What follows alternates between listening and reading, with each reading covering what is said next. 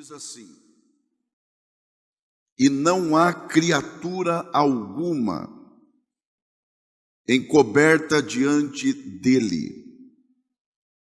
Antes, ou seja, ao invés disso, todas as coisas estão nuas e patentes aos olhos daquele com quem temos de tratar. E só os que podem digam amém. Muito obrigado, e que Deus, por graça, mais uma vez abençoe a exposição de sua palavra.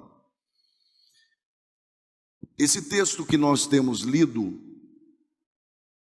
ele é parte de uma das epístolas mais impressionantes que a Bíblia nos apresenta.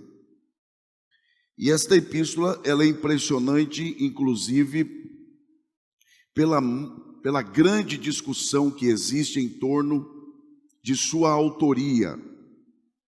Então é muito comum você ouvir pessoas dando as suas opiniões sobre quem escreveu esta carta.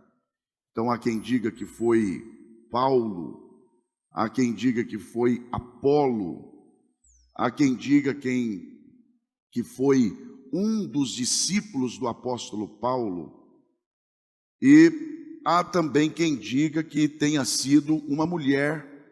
Daí a causa para quem defende isso, de não aparecer o nome, de quem escreveu esta belíssima carta. Há quem assume o risco, tentando dizer e dar a sua opinião. Eu prefiro ser mais cuidadoso e dizer que não há como se saber ao certo quem escreveu esta carta.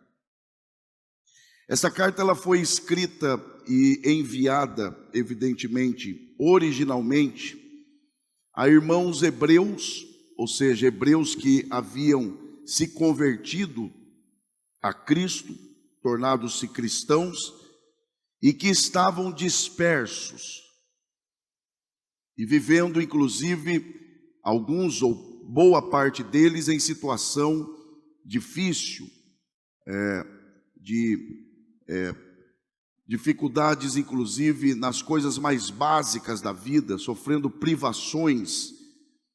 Daí a razão pela qual esta carta, ela também assume um caráter de confortadora, de animar estes irmãos, porque esses irmãos hebreus convertidos ao Evangelho estavam vivendo dispersos e em situações de grande e profunda e acentuada adversidades. O principal propósito desta carta é o de o escritor buscar advertir esses irmãos a tomarem cuidado para não voltarem às práticas antigas, já que esta carta foi enviada aos hebreus convertidos. Havia nesses irmãos recém-convertidos uma inclinação a voltarem a praticar o judaísmo, a dar um valor sobressaltado às práticas antigas. Portanto, o grande objetivo do escritor com esta carta é de advertir esses irmãos a tomarem cuidado para que não voltassem às práticas antigas. E ao fazer isto, o escritor está reconhecendo a tendência que o ser humano tem de esmurecer, de vacilar, de volta e meia, principalmente em momentos de adversidade, desejar voltar a práticas antigas. Razão pela qual esta carta ela é extremamente atual, porque esta mesma inclinação também nós temos, de diante de algumas dificuldades, nós nos pegarmos olhando para o passado, e às vezes até sendo tentados a voltar a práticas antigas de onde ou das quais Deus nos tirou e nos libertou. Então, o grande propósito dessa carta é o de advertir aqueles irmãos a tomarem cuidado para não voltarem às práticas antigas, uma vez que, primeiro, a nova aliança, que é o tema central desta carta, a nova aliança ela é superior quando comparada à antiga aliança. Se você fizer uma leitura atenta na carta aos Hebreus, você perceberá que em quase toda ela, ou em toda ela, para ser mais exato, o escritor está constantemente exaltando a nova aliança e dizendo que ela é superior à antiga aliança. Agora, e vejam que ele utiliza-se inclusive de recursos para argumentar o fato de que a nova aliança é superior à antiga, quando, por exemplo, dentre outras coisas, é claro, ele fala que Cristo é superior aos anjos. Então, uma das coisas que ele enfatiza nesta carta é de que, embora os anjos sejam criaturas, seres angelicais, puros, e que tenham a sua importância e a sua função, todavia, Cristo é superior aos anjos. Mas não só isto, ele diz também que Cristo é superior aos profetas. E aqui ele está confrontando diretamente os judeus, que supervalorizavam os profetas, em especial Moisés. E é por isso que o escritor, em um dado momento, ele exalta Cristo em relação a Moisés, dizendo que Cristo é superior, inclusive, a Moisés. Mas não só isso, e numa clareza extraordinária, ele compara Cristo a Josué. E quando ele faz esta comparação entre Cristo e Josué, evidentemente que dizendo que Cristo é superior a Josué, ele nos dá uma explicação sobre essa superioridade ao dizer que Josué, ele foi capaz de introduzir o povo no descanso, mas não foi capaz de introduzir o descanso no povo. Porque embora o povo tenha entrado na terra prometida, eles tiveram que continuar guerreando, porque os seus corações continuavam não descansados. Mas ele diz, Cristo é diferente. Cristo não só nos prometeu introduzir no descanso eterno, como já agora, ele introduziu o descanso no nosso coração. E ele aponta claramente para o fato de que já nesta vida nós podemos antecipadamente experimentar o descanso no coração como sinal de como será o nosso descanso na eternidade. Então Cristo é de fato superior a todas as coisas. E o tema central desta carta é de que a revelação de Deus em Cristo, ela é final. Ela é final. Não há mais o que mostrar. Não há mais o que fazer. Cristo é a manifestação exata de Deus o Pai. Não é isso que ele diz em Hebreus capítulo 1, do verso 1 ao 2, quando ele diz, Deus nos tem falado de diversas formas e por muito tempo, mas nesses últimos dias, Ele nos tem falado por meio de seu Filho Jesus, que é a manifestação exata de Deus o Pai. Quem aqui nesta noite quer glorificar a Jesus Cristo, a revelação exata de Deus o Pai? Então, esse é um panorama rápido, é claro, a respeito desta carta. E quando o escritor, ele está desenvolvendo o capítulo, o que está no capítulo 4, e ele alcança o que está no versículo de número 13. Inicialmente, se você ler com atenção esse verso que nós temos lido, é possível identificar aí já dois atributos de Deus, que na teologia são chamados de atributos incomunicáveis, ou seja, só Deus tem. Quais seriam esses dois atributos? Primeiro, você encontra aí a onisciência de Deus. Observem que o texto, o escritor, a partir do texto, ele deixa claro a capacidade que Deus tem de conhecer, de saber de todas as coisas, e mais, a sua capacidade de fazer com que o seu juízo seja, ou a sua sentença, e ele é justo em executar essa sentença. E não só isso, ele também será severo no julgamento. E aí observem que é de todos os seres, em especial o homem. Então, primeiro, nós encontramos aí a onisciência de Deus. Deus sabe, Deus conhece todas as coisas. Em segundo lugar, você encontra aí também a onipotência de Deus. Onde é que está a onipotência de Deus aí? Está no fato de que ele é capaz, ele é suficientemente capaz de, primeiro, de conhecer, de julgar, de saber e de condenar quem precisa ser condenado. Ele é capaz de fazer. E mais, ele não só é capaz de fazer, como não há quem possa impedi-lo de fazer. Então ele não só conhece, ele não só sabe, como ele também é livre para executar o seu juízo. Ele faz o que quer. E não só isso, não há quem o impeça. E mais, não há quem escapará desse juízo. Não há quem possa escapar. Por quê? Porque ele é o Deus Todo-Poderoso. Ele é o Deus que conhece todas as coisas. Ele é o Deus que está em todos os lugares. E não há quem escape dos seus olhos. Aliás, o escritor aos Hebreus, ele registra em Hebreus capítulo 10, versículo 31, que ser julgado por Deus é algo terrível. E esse ser terrível, o julgamento de Deus ser terrível, deve gerar em nós temor. Diga bem forte, temor.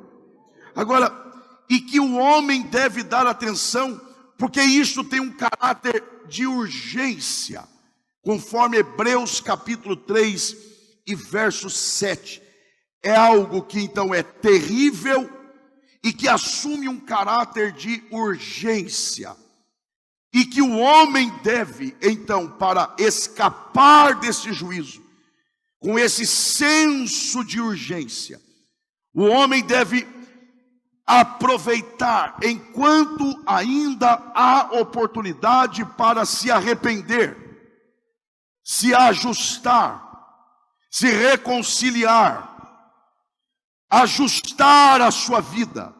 Então, primeiro, é terrível ser julgado por Deus. Segundo, é preciso que isso gere em nós temor. Terceiro, nós precisamos encarar isto com um senso de urgência. E em quarto, devemos aproveitar a oportunidade e o dia que se chama hoje, para que aqueles que precisam se consertar o façam o mais rápido possível. Para nós adiantarmos aqui, se você observar o verso 13, nós estamos aqui para observar a palavra. Se você observar o verso 13, ele sucede o 12, evidentemente. Agora, o que é que ele está tratando no verso 12? Olha o que ele diz no verso 12. Porque a palavra de Deus é viva e eficaz, e mais penetrante do que espada alguma de dois gumes, e penetra até a divisão da alma e do espírito. Então Deus não só sabe onde é que termina a alma e onde começa o espírito, como ele também é capaz de ir lá e das juntas e medulas. Se já é difícil explicar alma e espírito, Deus não só sabe o que é alma e o que é espírito, como ele sabe onde começa e onde termina o outro. E ele vai lá também pela palavra, ele vai lá e das juntas e medulas. E olha agora, e é apta. Quem é apta? Ele está falando de quem aqui? Quem é apta? Diga bem forte, a palavra. Então no verso 12 ele está falando da palavra. Ela é apta para quê? Discernir as obras? Não. Os pensamentos? Só isso? Não. E as intenções do coração. Então veja. E enquanto eu estou tentando falar sobre isso, o meu espírito está orando para gerar em nós temor. Então ele está falando da palavra. Sem preparar o ambiente, o caminho, a plataforma, ele começa no verso de número 13 a falar de quem? E não há criatura alguma encoberta diante de quem? Dele aqui é quem? Então veja, no verso 2 ele está falando de quem? Da palavra. No verso 13 ele está falando de quem? De Deus. Não há uma preparação para ele mudar de assunto. Ele está falando da palavra e naturalmente ele começa a falar de Deus. E por que ele faz isso com naturalidade? Porque ele sabe, inspirado pelo Espírito Santo, ele sabe que a palavra e Deus é a mesma coisa. E quer ver que isso é verdade? João 14:6. O que é que diz lá? Como é que está lá? Olha lá. Disse-lhe Jesus: eu sou o caminho, a verdade e a vida. Então uma das coisas que ele diz ser é a verdade. Então diga, ele é a verdade. Tá, olha agora o capítulo 17 de João, em verso 17. O que é que diz lá? João 17:17. Santifica-os na tua verdade. A tua palavra é a... E Jesus diz, eu sou a verdade. Então ele e sua palavra são a mesma coisa.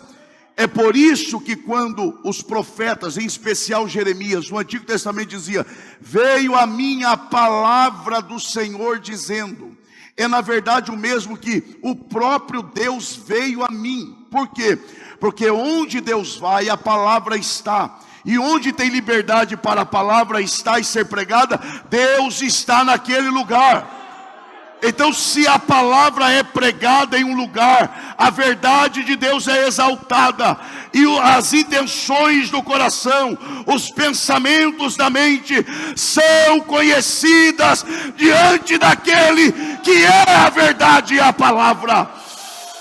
Quem quer reverenciar esta palavra e esta verdade, e esse Deus nessa noite, é por isso que o autor, ele não cria uma interrupção entre um assunto e outro. Ele está falando da palavra, ele já começa a falar sobre Deus, porque ele sabe que Deus e a sua palavra é a mesma coisa. E o termo que ele usa aqui para que todos estão diante dele, inclusive as intenções do coração, é o termo pró. Pró é o mesmo que face a face. Ou seja, ele está dizendo, todos nós estamos sujeitos à onisciência desse Deus Todo-Poderoso. E aí é por isso que, em primeiro lugar, ele diz, não há criatura que não seja, olha o termo que ele usa, manifesta na sua presença.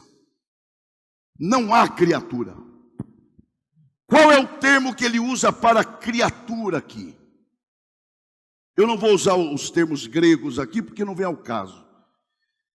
Mas o que ele quer dizer aqui é com formação.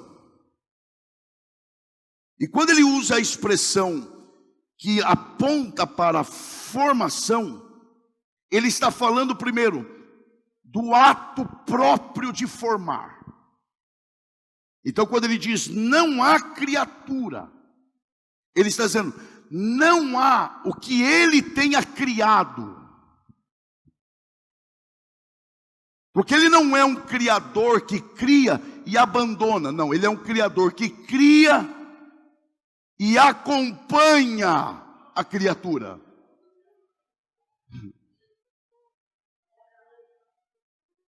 Então, quando ele usa a expressão criatura, a ideia aqui é o ato de formar, o ato de criar.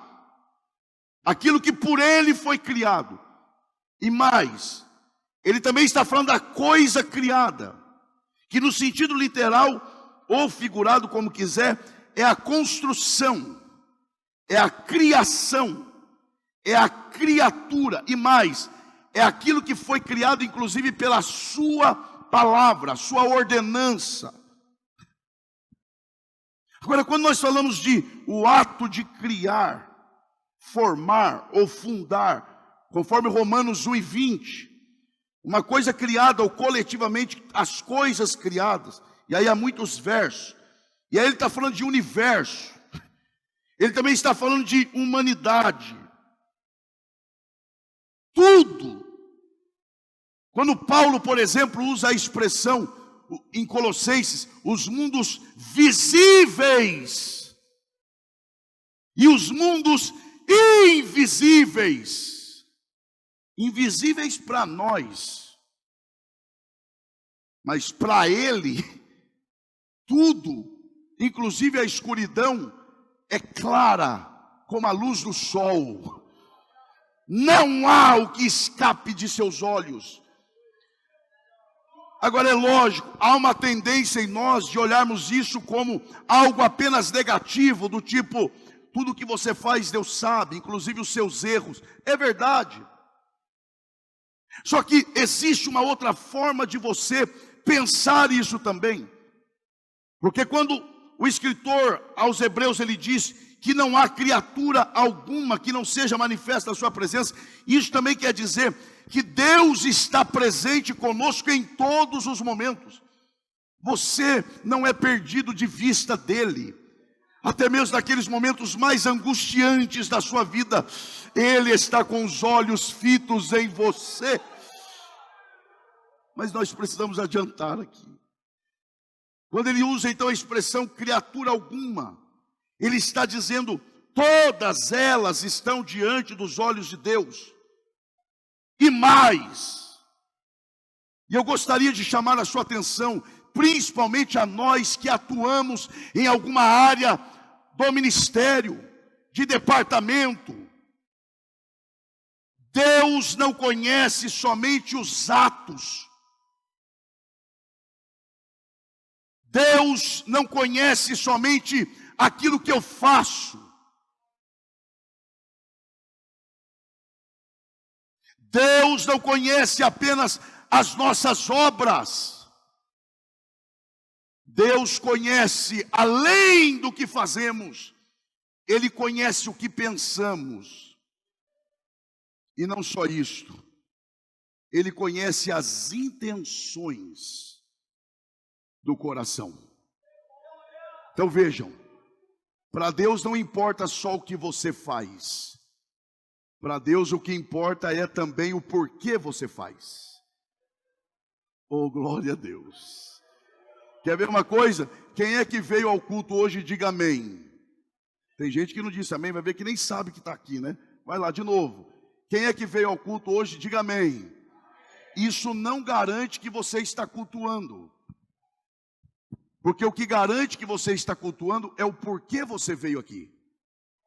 Tem gente que sai de casa dizendo, eu vou hoje no culto porque eu tenho que entregar uma encomenda para a irmã tal, ou para o irmão tal. Aí eu aproveito e já fico de tabela no culto. Então você não veio para cultuar, você veio para entregar uma encomenda. E Deus conhece a intenção do coração. Mas quando você em casa diz, hoje eu vou na igreja porque eu quero me encontrar com meu Deus. O culto já começou ali. Ali já tem culto. Então, por exemplo, enquanto eu estou tentando pregar aqui, ensinar a palavra aos meus queridos irmãos, Deus não somente vê o meu esforço em pregar, mas Ele também está vendo o porquê eu estou pregando. Deus não olha só você tocando, Ele vê por que você está tocando. Ele não vê apenas você cantando, Ele vê o porquê você está cantando. Deus purifique as nossas motivações. É noite de nós perguntarmos: por que estamos aqui? Por que eu sou obreiro? Por que eu pertenço à igreja? Por que eu canto? Por que eu prego?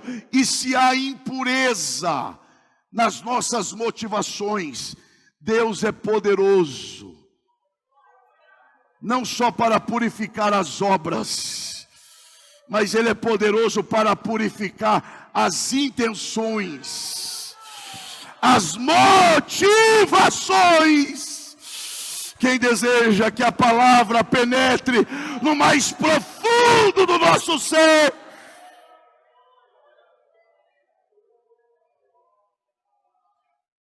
tudo está diante dele. E é por isso que o seu julgamento será perfeito, justo.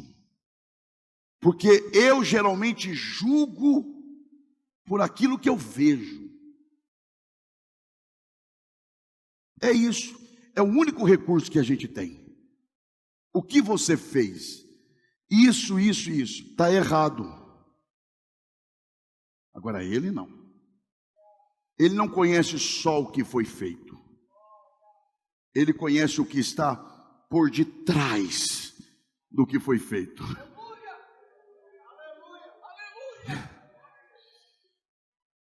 Agora eu preciso adiantar aqui, porque ele usa uma outra expressão.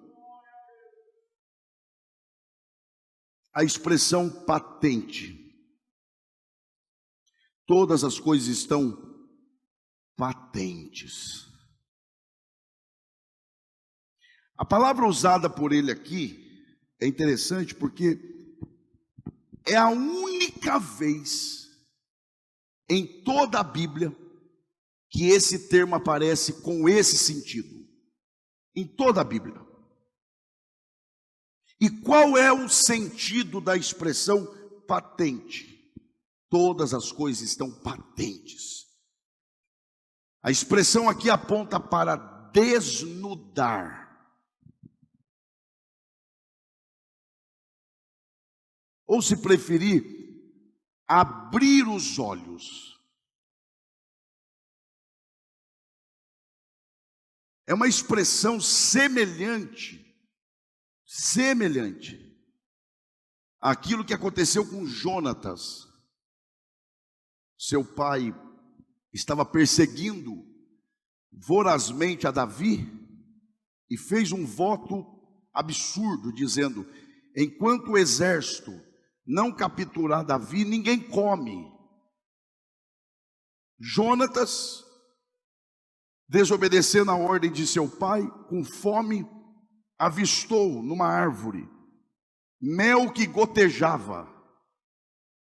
E o texto diz que ele pegou o seu bordão, passou naquele mel e levou à sua boca. E o texto diz que quando ele tocou aquele mel na sua boca, os seus olhos foram iluminados. Ele passou a ver o que não via. As coisas ficaram claras diante dele. E agora o escritor aos Hebreus usa a expressão patentes, desnudas, olhos abertos. Preste atenção nisso aqui. E quando você vai estudar os escritos clássicos, você começa a identificar algumas explicações para esta expressão patentes. E quais são os apontamentos desse termo? Atente para isso. Primeiro, tomar pela garganta. Como assim? Vai ficar mais claro agora. Tomar pela garganta e dobrar para trás. Para quê? Para que a pessoa, o rosto dela seja visto. Pastor, ainda não está claro. Vai ficar agora. Sabe quando alguém é pego num crime e a imprensa está ali e o malfeitor começa a querer esconder o rosto? E ele pega a camisa ou a blusa e esconde o rosto, ou fica assim. Dá para imaginar a cena? O que é patente? É pegar pela... Disso eu entendi bem. É pegar pela garganta e virar para trás como quem diz: você não vai se esconder. Você não vai esconder o seu rosto por muito tempo. Todos conhecerão quem é você. E eu não estou dizendo nada além de explicar o termo. Você não se escondeu por muito tempo? Você não fez e foi escondendo? Você não foi praticando e colocando para debaixo do tapete? Acabou. Agora você não esconde mais. Porque agora quem está aqui não é o homem, é Deus. Oh, glória a Deus. Nós temos que temer a esse Deus. Nós temos que temer a esse Deus.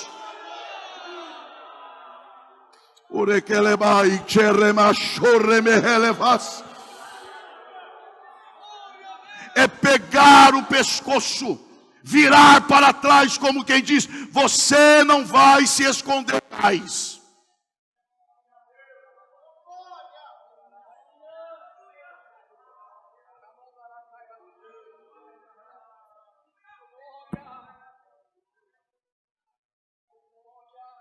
Mas há um outro apontamento. A ideia de pegar e expor o pescoço da vítima para ser sacrificada. Sabe quando pega o animal, pega o pescoço e expõe para dar o golpe final? O escritor está dizendo: siga a vida. Continue praticando as escondidas, vai. Continue, vai. Isso, está achando que engana todos? Vai, segue o fluxo. Agora não se esqueça que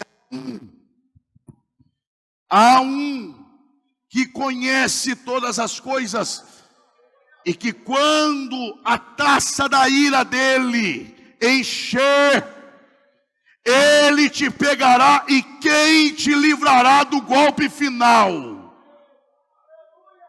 Dá glória a Deus quem acha que tem que dar glória a Deus. É isso, e eu só estou explicando o termo.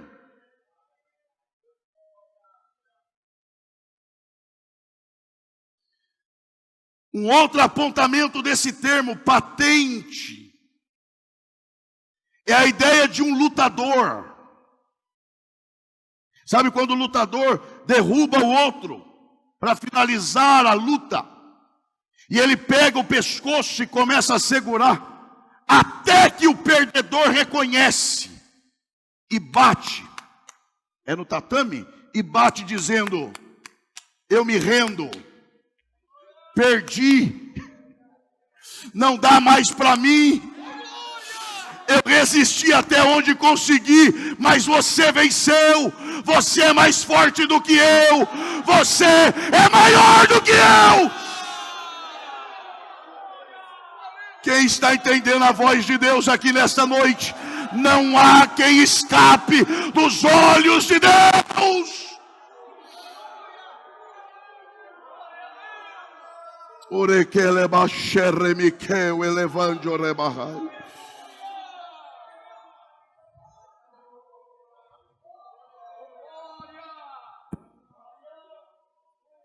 E é diante deste Deus que a nossa alma é desnudada.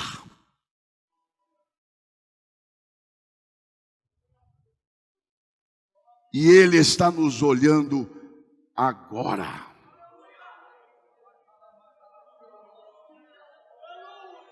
A igreja não pode perder isso.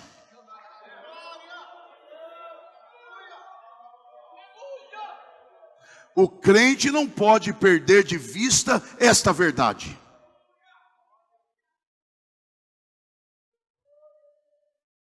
Não há como ocultar os pensamentos, os motivos e nem os atos.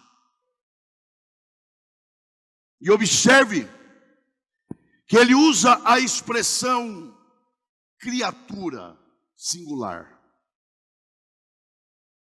E depois ele diz: antes, todas as coisas, plural. Então ele fala primeiro de criatura no singular. Depois ele fala de todas as coisas no plural. E tanto a criatura individualmente, como todas as nossas obras coletivamente, estão diante dele e não há como disfarçar. Essa é a ideia aqui. Porque no singular, isso mostra o quê? O compromisso individual que nós temos. É igual a historinha de um senhor que queria roubar o porquinho do vizinho.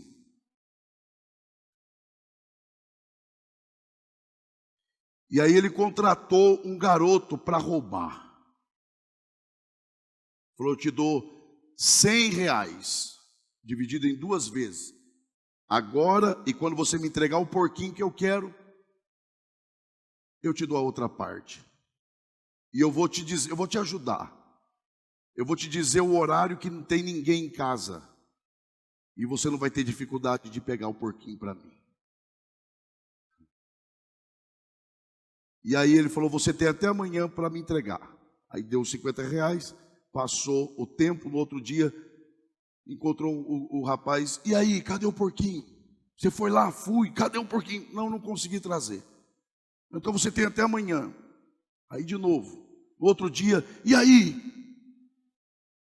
Não consegui. Mas ué, tinha alguém lá? Não tinha ninguém em casa. Não, então por que você não trouxe?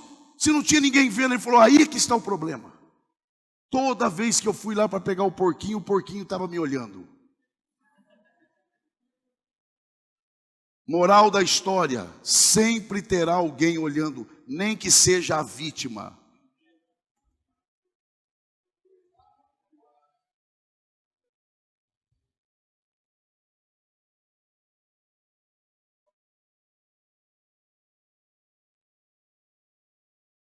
Ele usa a expressão descobertas.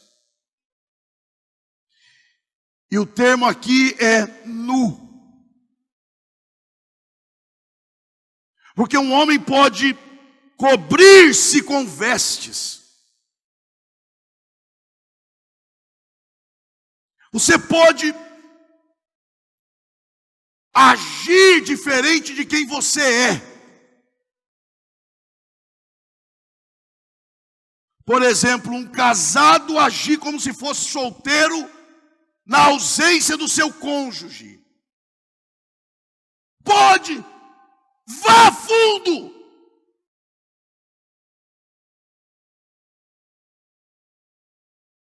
E quando for necessário, veste roupa de casado. Quando longe, roupa de solteiro. Longe, roupa de não crente. Perto, roupa de crente. E aí entenda como você quiser.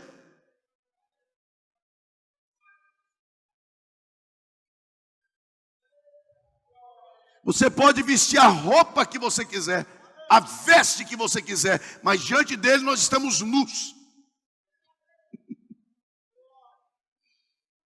Não tem roupa que esconda.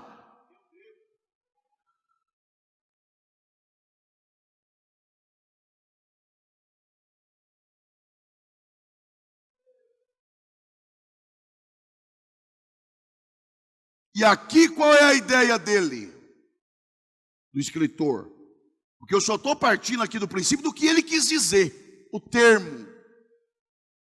Isso aqui não é criação minha. Isso aqui é o que ele quis dizer. É o que o Espírito de Deus diz. Escreva aí.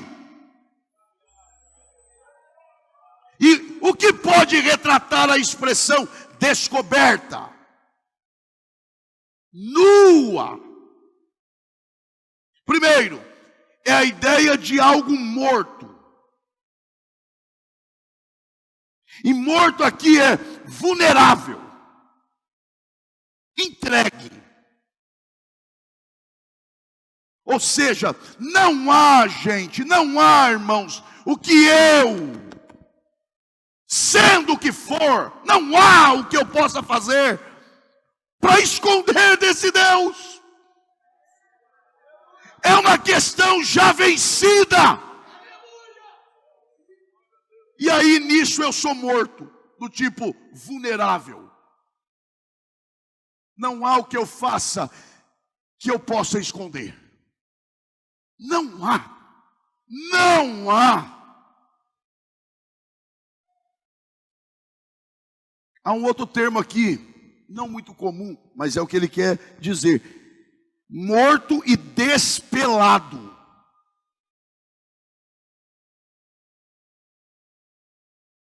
E despelado para quê? Para que o invisível torne-se visível.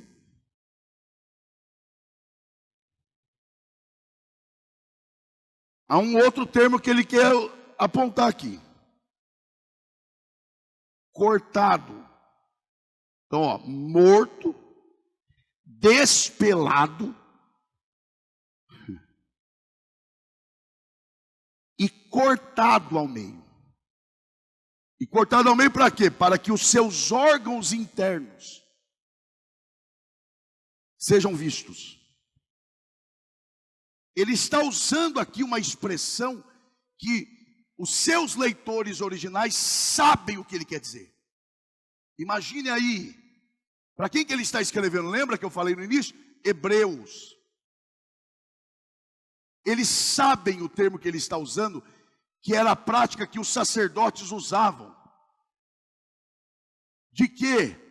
De supervisionar o animal antes do sacrifício, para ver se o animal era perfeito ou não. Então ele está dizendo, sabe o que o sacerdote aí faz quando vocês levavam o sacrifício lá no templo? Sim, então, é isso aí. Só que lembrando, esse sacerdote não é sacerdote. Ele é o sumo sacerdote da ordem de quem? De Melquisedeque. E qual é a ordem dele? Quem é que se arrisca em dizer? Se ninguém sabe de onde ele vem e nem para onde ele foi, então ele é dessa ordem. É a pedra que se move sem auxílio de mãos de homens. Oh, glória a Deus! Esse é o Deus que está aqui. Temamos a Ele. Que haja temor em nós. Que cuidemos das nossas palavras em oculto. Que temamos as mensagens apagadas. As páginas visitadas e apagadas. Apaga do seu computador, mas não do livro das obras. E aí dá glória a Deus quem acha que tem que dar glória a Deus.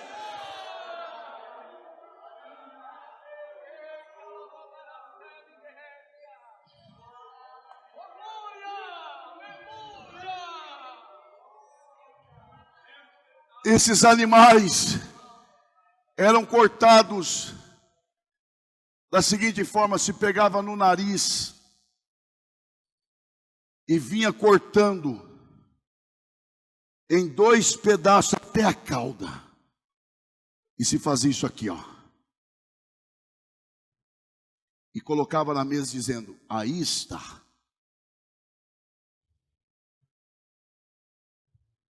Quem escapará?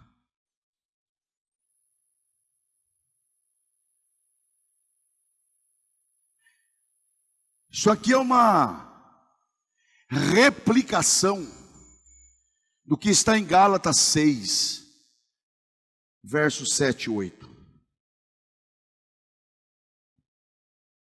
Não erreis, Deus não se deixa escarnecer, porque tudo que o homem semear, isso também ceifará. Isso está em conformidade com 2 Coríntios 5:10. 2 Coríntios 5:10. Porque todos devemos comparecer ante o tribunal de Cristo, para que cada um receba segundo o que tiver feito por meio do corpo, ou bem ou mal. Romanos 2:6.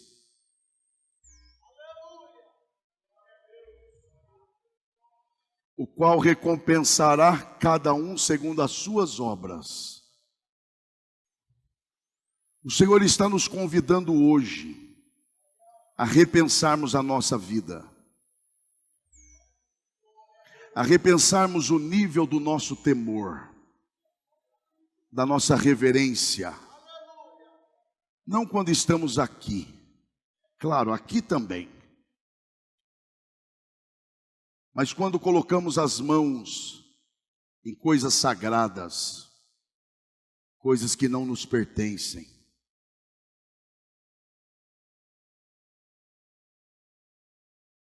Porque diante dele não há quem se esconda. É só lembrar, e a gente encerra, é só lembrar de Jacó enganando Isaac. Só lembrar. A mãe fala: tem um plano perfeito. Seu pai já é velho, cansado e cego. Vou preparar um guisado, você leva para o seu pai e você se passa por Esaú. Ah, mas ele tem muito pelo no corpo. Não, já está tudo preparado. Está aqui a roupa. Plano perfeito. Homem cego, cansado, velho, guisado, roupa de outro. Ele entra na presença de seu pai e seu pai pergunta: quem é que está aqui? E ele diz: Esaú, seu filho. E ele diz: mas a voz não é de Esaú, a voz é de Isaque. Não, toque nos meus braços. E ele diz: é verdade, os braços são de Esaú, mas a voz é de Isaque. Não, mas eu sou seu filho. Ok, abençoa, porque afinal ele está diante de um homem velho, cansado e cego. Mas anos mais tarde, no Val de Jaboque, a mesma pergunta é feita, mas agora não por um velho cansado e cego, agora por aquele que tem os olhos como chama de fogo, e pergunta: qual é o teu nome? Vai agora, diz que é Esaú agora, vai, diz agora que você é Esaú. E se arrastando da perna ele diz: eu sou Jacó, eu enganei até hoje, mas eu não te soltarei até que tu me abençoes. Que o Senhor nos leve ao Val de Jaboque e nos traga de volta o temor à sua presença. Quem deseja temer mais a Deus aqui, levante a sua mão e dê o melhor glória a Deus que você pode. tempo de temermos ao Senhor.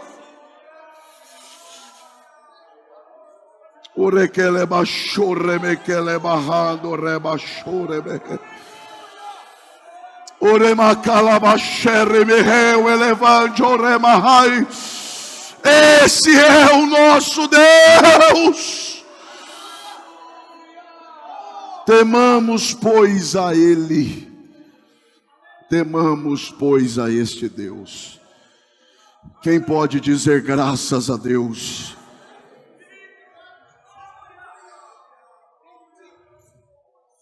Glória a Deus.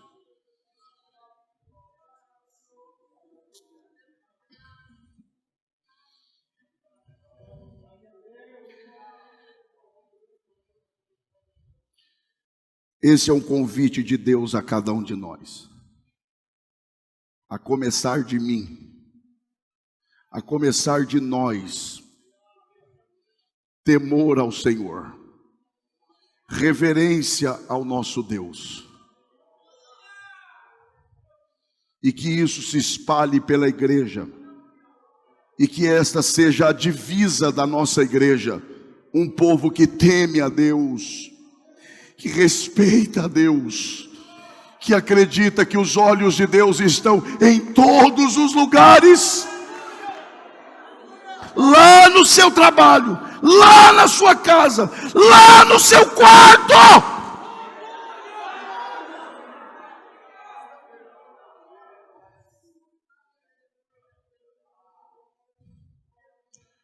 Que Deus nos ajude, que Deus nos dê graça para servi-lo como Ele merece que nós o sirvamos.